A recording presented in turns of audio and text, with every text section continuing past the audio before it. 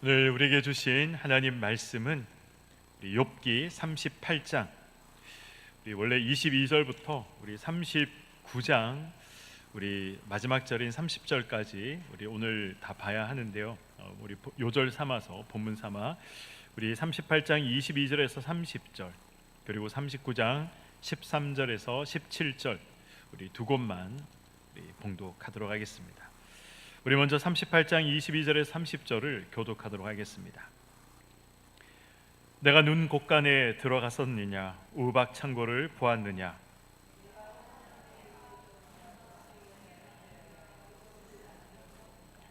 광명이 어느 길로 뻗치며 동풍이 어느 길로 땅에 흩어지느냐.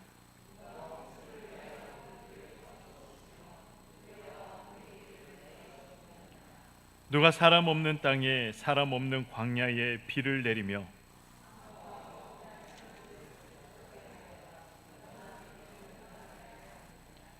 비에게 아비가 있느냐, 이슬방울은 누가 낳았느냐.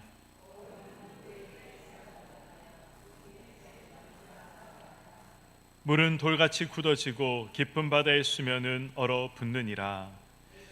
우리 39장 우리 13절부터 17절까지 우리 보도록 하겠습니다. 13절 말씀 제가 먼저 읽겠습니다. 타조는 즐거이 날개를 치나 학의 깃털과 날개 같겠느냐.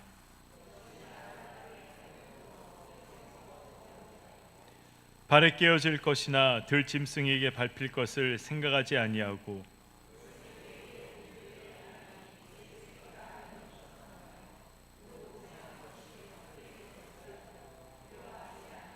함께요.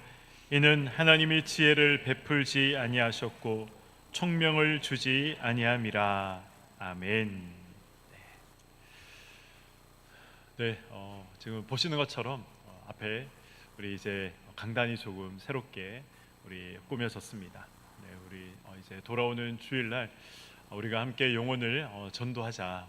그래서 우리 태신자 전도운동 이제 발대식을 저희들이 이제 시작할 텐데요. 그래서 또 우리 주제가 되는 우리 주제 이 주제 문구죠. 주제 문구와 그리고 또 주제 이미지를 설치를 했습니다. 그래서 그냥 보기 좋으라고 설치한 것이 아니라 보실 때마다 우리가 기도하는 마음으로 정말 생명을 더해야겠다, 하나님 나라에 우리 생명을 더해야겠다, 그런 마음으로 보시고 기도하시고 또 동참해 주시면 감사하겠습니다. 네, 오늘 우리 욥기 38장 우리 22절에서 이제 39장 전체 내용을 우리 살펴볼 예정입니다. 그런데 우리 본문이 너무 길기 때문에 우리 중요한 구절이다 생각되는 그 구절들을 우리 함께 읽었습니다. 우리가 경건이라는 말을 많이 사용합니다. 경건. 우리 성도님들은 경건한 성도로 살아가고 계십니까? 아마 100이면 100 그렇게 살지는 못하더라도 경건한 삶을 살고 싶다, 그렇게 말씀하시고 또 생각하시리라 생각합니다. 그렇다면 경건이 무엇일까요?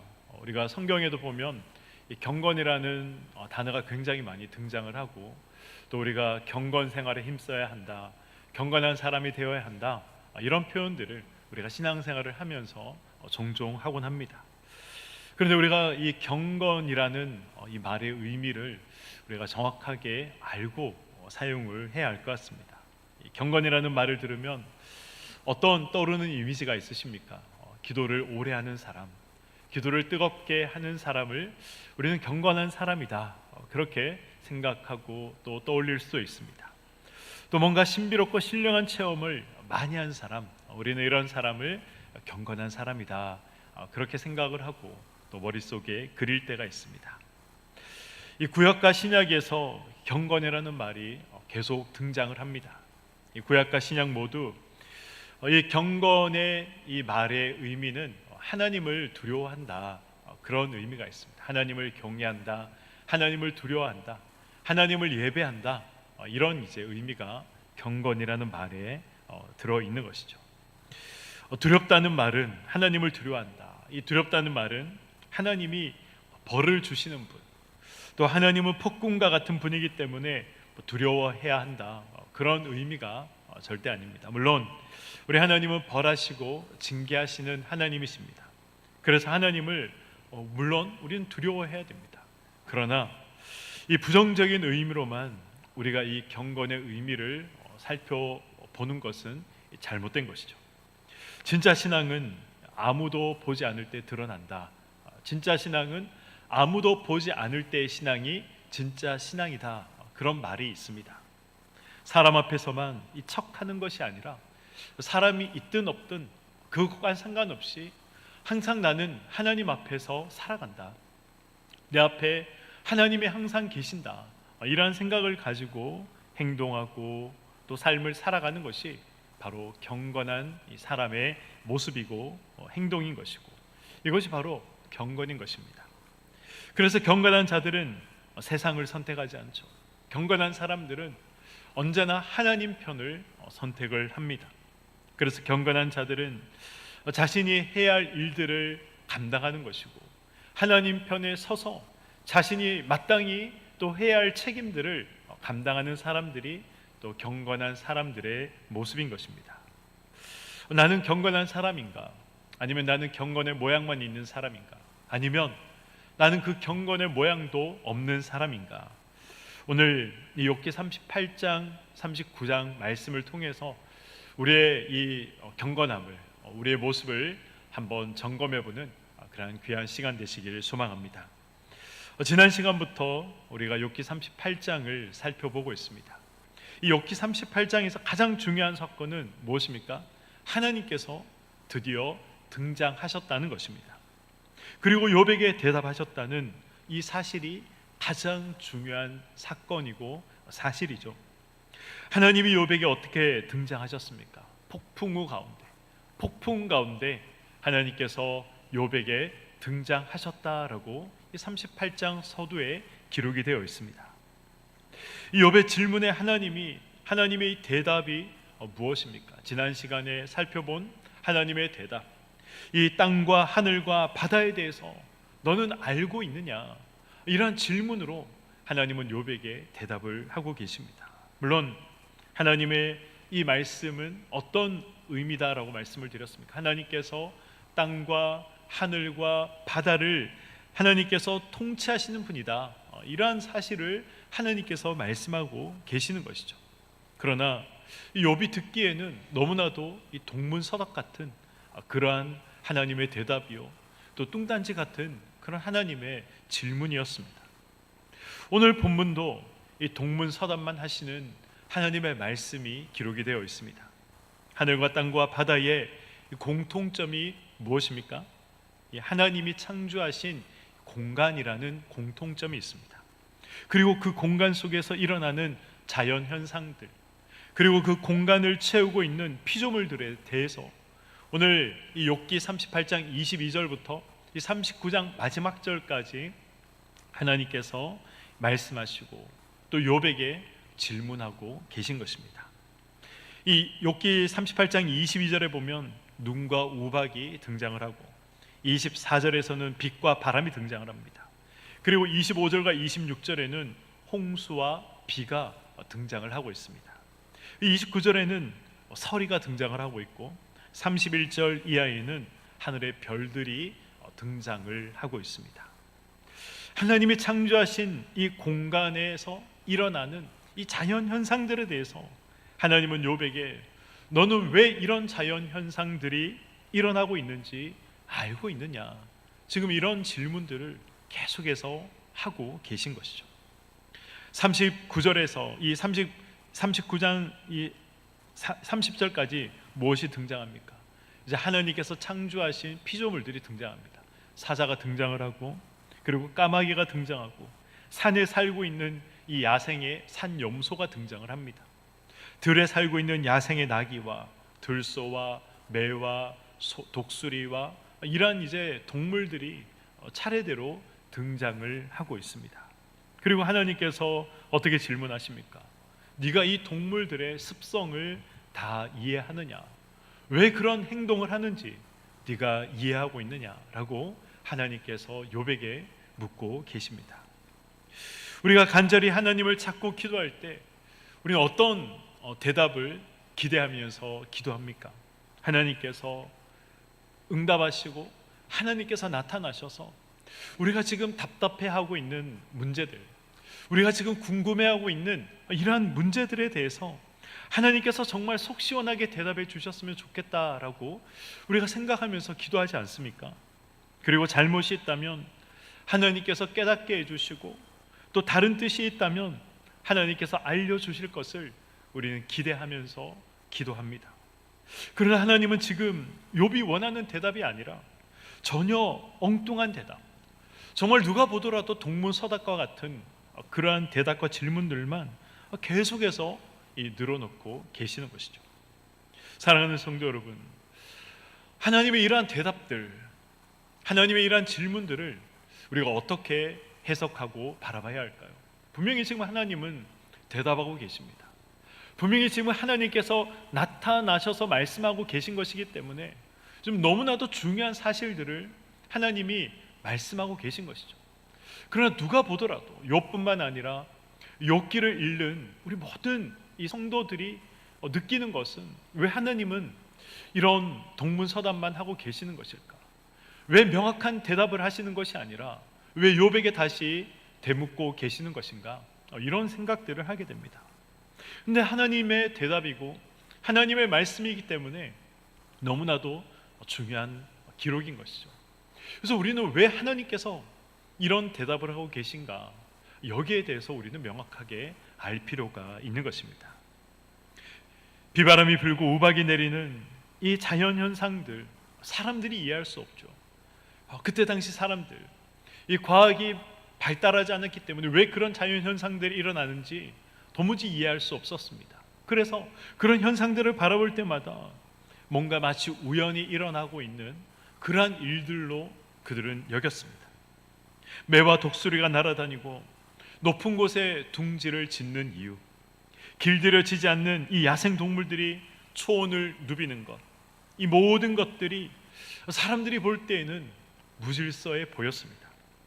그러나 무질서해 보이고 우연히 일어나는 그런 자연현상과도 같은 그런 일이라 할지라도 그 일들에 대해서 하나님은 욥에게 너는 이런 너의 눈에, 인간의 눈에 무질서하게 보이는 이러한 자연현상들이 왜 일어나는지 알고 있느냐? 왜 이 길들여지지 않은 이 야생의 이 동물들이, 짐승들이 이렇게 살아가고 있는지 너는 알고 있느냐? 하나님께서 질문하고 계십니다. 이 말은 욥 너는 모르지만 나는 이 모든 것들을 알고 있다, 이렇게도 우리는 해석할 수 있는 것이죠.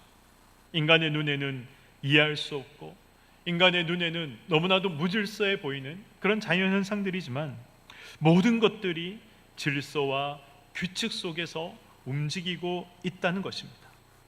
그 질서와 규칙을 만드신 분이 누구십니까? 끊임없이 자연 속에 간섭하시는 분이 누구십니까? 바로 하나님이십니다. 하나님 자신임을 지금 나타내고 드러내고 있는 것이죠. 욥을 향해서 하나님께서 질문하시면서 이 사실을 지금 강조하고 계신 것입니다. 저는 아내와 함께 종종 등산을 했습니다. 등산을 아내와 함께 취미 생활로 하곤 했었습니다. 이 등산의 유익은 건강해지는 것, 그런 유익들도 있지만 그러나 등산을 하면 할수록 하나님께서 창조하신 이 창조 세상에 스며 있는 하나님의 은혜와 하나님의 능력을 발견할 수 있었습니다. 그래서 저는 등산할 때마다 은혜를 받고 등산할 때마다 저는 하나님을 느끼곤 했습니다. 어김없이 찾아오는 이 계절의 변화를 통해서 하나님이 여전히 이 세상을 붙잡고 계시고 다스리고 계신다는 사실을 전 등산을 하면서 정말 많이 느끼고 체험을 했습니다. 전쟁이 나도 세상에 큰 어려움과 환란이 일어나더라도 내 삶의 슬픔과 걱정과 근심이 찾아와도 등산하면서 제가 느낀 것이 무엇인지 아십니까? 계절은 멈추지 않고 변한다는 사실입니다. 어떻게 본다면 인간의 아픔이나 나의 어떤 깊은 이 슬픔과는 전혀 상관없이 이 계절이 변하는 것을 볼 때 자연은 참 냉정하다, 자연은 참 무심하다, 그런 생각이 들 때도 있습니다. 그러나 또 한편으로는 하나님의 성실하심을 저는 깨달을 때도 있었습니다. 우리는 하나님을 향해서 성실하신 하나님이다, 그런 표현들을 우리는 자주 사용합니다. 성실하심, 하나님께서 성실하시다, 그것이 무슨 의미입니까? 우리가 순종하지 않아 하나님의 가슴을 아프게 만든다 하더라도, 우리가 죄를 범해서 하나님을 노엽게 한다 하더라도 하나님은 여전히 세상을, 하나님께서 창조하신 세상 가운데 함께 하시고 그 세상을 포기하지 않고 하나님께서 붙잡고 움직여 나가신다. 하나님께서 간섭하고 계신다. 하나님이 하셔야 하는 책임을 하나님께서 다하고 계신다. 이것이 바로 하나님의 성실하심이고 성실하심의 의미인 것입니다. 우리가 이해할 수 없어도 하나님께서 창조 세상 가운데 하나님이 간섭하시고 다스린다는 사실을 명확하게 알 수 있는 구절이 오늘 우리가 읽어본 이 본문의 내용 중에 등장을 하고 있습니다. 우리 욥기 39장 13절에서 17절의 말씀을 다시 한번 보도록 하겠습니다. 타조는 즐거이 날개를 치나 학의 깃털과 날개에 같겠느냐?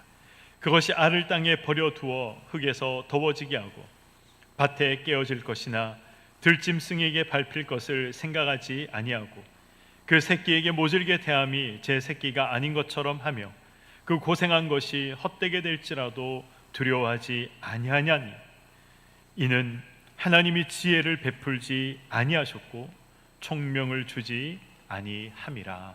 아멘. 지금 이 방금 읽은 이 13절에서 17절의 이 말씀이 어떤 말씀입니까? 한마디로 이 타조는 자기 새끼도 알아보지 못한다는 것입니다. 그래서 자기가 낳은 알을 잊어버려서 그것을 자신의 발로 깨뜨리는 그런 일들도 있다는 것이죠. 들짐승들이 밟도록 지키지 않고 방치하는 그런 경우도 있다는 것입니다. 자기 새끼가 죽어도 신경을 쓰지 않는다, 이것이 타조라는 것입니다. 아니, 어떻게 이런 일이 있을 수가 있습니까? 우리는 생각할 수 있습니다. 자기가 낳은 새끼인데, 자기가 품고 부화시켜야 하는 그러한 새끼인데 그럼에도 불구하고 그 알을 밟아서 자기가 깨뜨린다는 거죠. 다른 이 짐승들이 와서 그것을 깨뜨리도록 그렇게 놓아둔다는 것입니다. 자기 새끼가 죽어도 아무렇지도 않게 여긴다, 그것이 타조의 습성이다, 그렇게 말씀을 하고 있습니다. 인간이 보기에는 이해할 수 없죠. 무지한 동물입니다. 그러나 하나님께서 타조에게 지혜와 총명을 주시지 않았기 때문에 타조가 그렇게 그런 습성을 가지고 살아가는 것이다 라고 성경은 오늘 우리에게 말씀하고 있는 것입니다. 하나님께서 타조에게 지혜와 총명을 주시지 않았다, 이 말을 어떻게 우리가 받아들일 수 있습니까?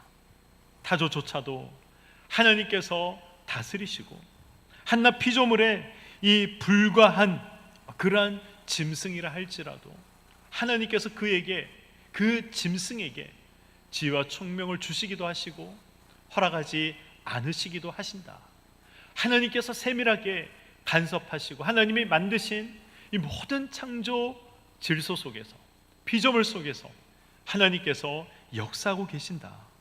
그것을 지금 이 타조라는 동물을 통해서 우리에게 말씀하고 있는 것이고, 그리고 이 타조라는 동물이 나오기 앞에 나오는 사자들과 산염소와 들나귀들, 이외에 나오는 매와 독수리와 이러한 것들의 모든 습성, 그러한 것들을 하나님께서 허락하셨기 때문에 그렇게 하는 것이다. 너는 알지 못하지만 내가 그렇게 했기 때문에 그 동물들이 그렇게 살아가는 것이다. 그렇게 하나님이 말씀하고 계신 것입니다. 하나님이 간섭하시고 다스리신다는 이 말은 하나님은 지금도 하나님이 하셔야 할 일을 하고 계시고 하나님이 책임지셔야 할 그 책임을 하나님께서 감당하고 계신다는 것입니다. 하나님이 책임을 다하고 계신다면 우리 역시 우리가 해야 할 책임을 다해야 한다. 우리는 이렇게 이 말씀들을 받아들일 수 있는 것입니다. 지난 시간 하나님께서 왜 욥에게 나타나시면서 다양한 모습으로 나타나실 수 있었지만 하나님께서 왜 이 폭풍우 가운데, 태풍 가운데 나타나셨는지 그 이유에 대해서 말씀을 드렸습니다. 하나님은 왜 욥에게 태풍 가운데 등장하고 계십니까? 내가 고난의 이 태풍 속에서 이리저리 끌려간다 할지라도, 그래서 네가 하나님이 어디 계십니까?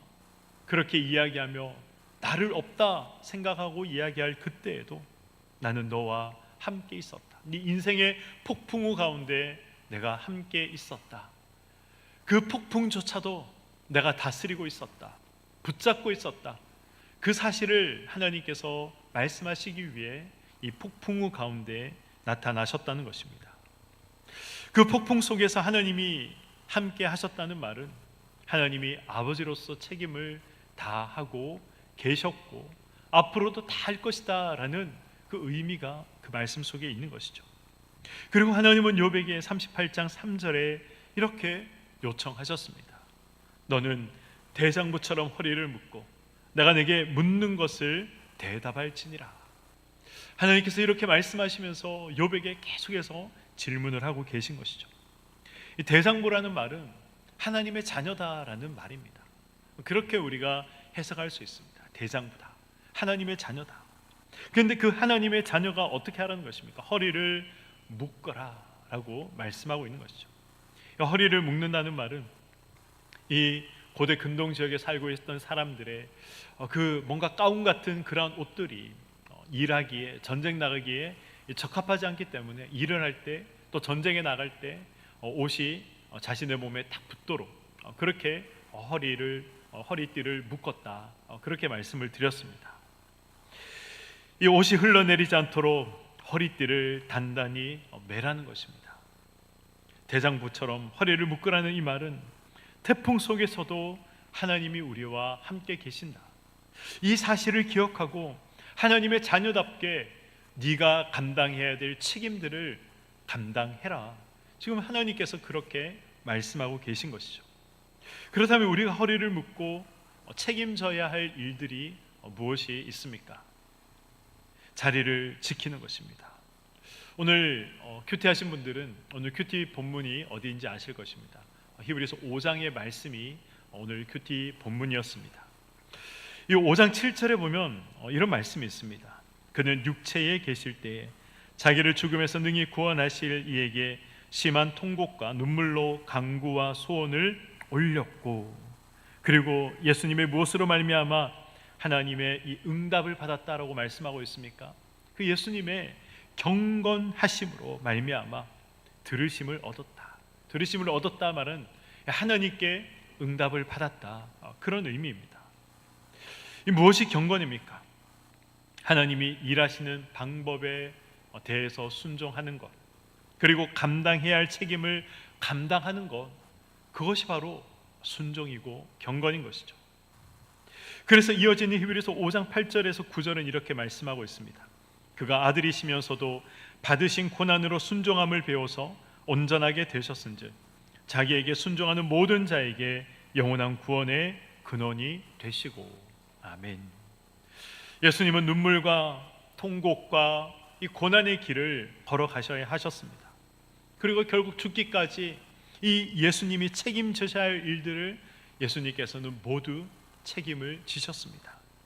그것을 성경은 순종이다 말씀하고 있는 것이고, 그것을 성경은 그것이 바로 경건이다라고 말씀하고 있는 것입니다. 우리는 이해되지 않는 일들을 경험할 때 하나님께서 이런 일들을 경험케 하실 것이라면 차라리 태어나지 않았으면 참 좋았겠다, 아니면 오늘 밤에 눈을 감고 다음날 눈을 떴을 때 이 세상이 아니라 천국이었으면 좋겠다, 그런 생각을 할 때가 있습니다. 제가 얼마 전 어느 성도님하고 이런 대화를 나누었습니다. 우리 삶이 힘들고 어려울 때 우리가 이런 생각을 하지 않습니까? 저는 그런 생각을 할 때가 있었습니다 라고 말씀을 드렸더니 본인도 그런 생각을 종종 한다는 것입니다. 너무 힘들고 너무 괴로울 때 오늘 밤 눈을 감고 자고 눈을 떴을 때 이 세상이 아니라 천국이었으면 좋겠다, 그런 생각을 본인도 한다는 것입니다. 욥이 했던 그런 동일한 불평들을 우리도 불평하면서 살아가고 있는 것이죠. 그러나 하나님은 너는 내 자녀다. 하나님은 그러니 너는 네 자리에서 네가 해야 될 일들을 감당해라. 책임을 감당해라.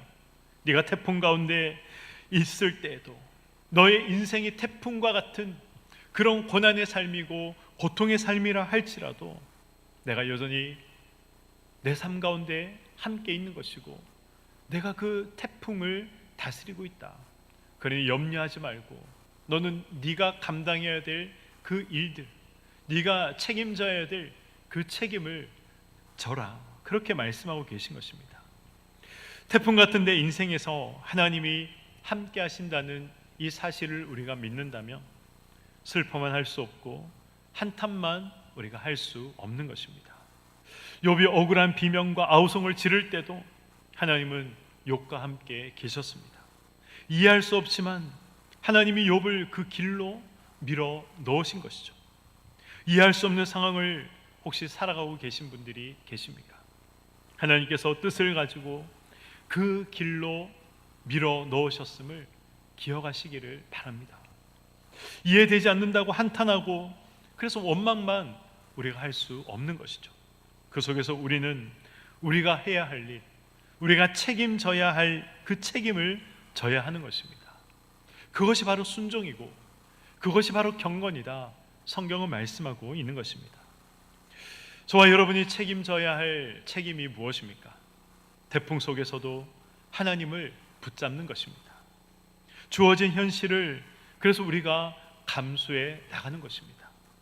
예수님이 죽기까지 우리를 사랑하셨듯이 끝까지 하나님을 사랑하는 것, 이것이 우리가 져야 할 책임인 것이고 경건으로 가는 길인 것입니다. 우리는 어떤 사람이어야 합니까? 경건한 사람이어야 합니다. 이해할 수 없는 상황 속에서 또 이해할 수 없는 그 환경 속에서 하나님을 붙잡는 책임, 하나님을 사랑하는 책임, 하나님께 순종하는 책임을 감당하시기를 소망합니다. 그러나 이해할 수 없는 상황이 닥치면 그 책임을 감당하는 것이 생각만큼 쉽지가 않습니다. 우리가 이미 경험해 봤기 때문에 너무나도 잘 알고 계시리라 생각을 합니다. 하나님을 아버지로 부르는 사람은 그는 우리밖에 없음도 기억하시기 바랍니다. 하나님이 우리를 그렇게 지으셨고 하나님이 우리를 그렇게 부르셨고 하나님이 우리를 그렇게 부르시기 위해서 아들을 보내주셨습니다. 이해되지 않는 상황 속에 계십니까? 자신이 얼마나 가치 있는 사람인지 기억하시길 바랍니다. 하나님이 매일 우리와 함께 하신다는 이 사실을 우리가 인정하고 그리고 고백하는 삶이 되시길 소망합니다. 대장부처럼 허리를 묶고 우리가 해야 할 책임을 다하는 저와 여러분이 되시길 소망합니다. 그것이 바로 순종의 삶이고 그것이 바로 경건으로 나아가는 삶인 것입니다. 예수님의 생애에서 가장 중요했던 사역이 무엇입니까? 생각할 필요도 없이 예수님의 생애에서 가장 중요한 예수님의 사역은 십자가에 달리는 것이었습니다. 십자가에 달려야 하는 이 이해할 수 없고 너무나도 어려운 그러한 일이었지만 예수님은 그 힘든 자리를 지켜야 하셨습니다. 그러므로 자신의 자리를 지키는 것, 책임을 다하는 것, 이것이 순종이고 이것이 바로 경건이 될 수 있는 것입니다. 사랑하는 성도 여러분, 태풍이 불고 강풍이 불어도 자신이 지켜야 하는 그 자리, 감당해야 하는 그 책임을 감당하시길 소망합니다. 순종이 경건임을 기억하시고 날마다 그 경건을 연습하고 경건을 또 연습하시는, 순종을 연습하시는 우리 교회 모든 성도님들이 되시길 소망합니다. 하나님은 이해할 수 없는 상황에서도 우리와 함께 하시는 책임, 그 상황을 붙잡고 다스리시는 그 책임을 하나님은 다 하고 계셨습니다. 저와 여러분도 책임을 다하는 그러한 신자의 삶을 살아가기를 소망합니다. 책임을 다하며 살아갈 때 하나님께서 우리 삶 가운데 역사해 주시는 것이죠. 하나님께서 우리 삶 가운데 나타나시고 함께 하셔서 하나님께서 어떻게 우리 삶을 인도하셨는지 눈으로 보게 하시고 귀로 듣게 하시고 말할 수 없는 또 그러한 은혜들을 우리에게 주신다는 이 사실을 기억하시기 바랍니다. 욥은 하나님의 질문에 아무 대답을 할 수 없었습니다. 왜 이런 자연현상들이 나타나는지, 왜 이런 야생동물들이 그러한 습성을 가지고 살아가는지 하나님께서 물으셨지만 욥은 대답할 수 없었습니다. 대답할 수 없죠. 아무것도 모르기 때문에 그렇습니다. 그러나 하나님께서는 그 모든 질문들에 대해서 답을 알고 계십니다. 하나님께서 창조하셨기 때문에, 하나님께서 그렇게 만드셨고 여전히 그렇게 살아가도록, 그런 현상들이 일어나도록 하나님이 붙잡고 계시고 간섭하고 계시고 하나님께서 하셔야 할 책임을, 하나님이 감당하셔야 될 모든 일들을 하나님이 감당하고 계시기 때문에 그런 현상들이 일어나고 있는 것입니다. 오늘 말씀을 통해서 우리가 기억해야 할 것이 있다면, 하나님께서 우리가 이해할 수 없는 상황 중에도, 우리가 대답할 수 없는 그러한 질문과 상황 중에도 하나님이 함께 하신다는 것입니다. 하나님께서 그렇게 만드셨고 하나님께서 그 길로 들어가게 하셨고 하나님께서 여전히 힘들고 어려운 상황이지만 폭풍과 같은, 태풍과 같은 그러한 우리의 삶을 여전히 붙잡고 다스리고 계신다는 것입니다. 그러한 삶을 우리가 산다 할지라도 우리는 우리가 해야 할 책임을 감당해야 하는 것이죠. 하나님을 사랑해야 할 책임, 우리의 자리를 지켜야 할 책임, 그 책임을 감당하는 것이 순종이고 그 책임을 감당하는 것이 경건이고 경건의 자리로 나아가는 것, 이것을 우리가 기억하시고 우리가 경건에 더욱 힘쓰며 순종에 더욱 힘쓰는 저와 여러분의 삶이 되시기를 주님의 이름으로 간절히 축원드립니다. 아멘. 우리 시간 함께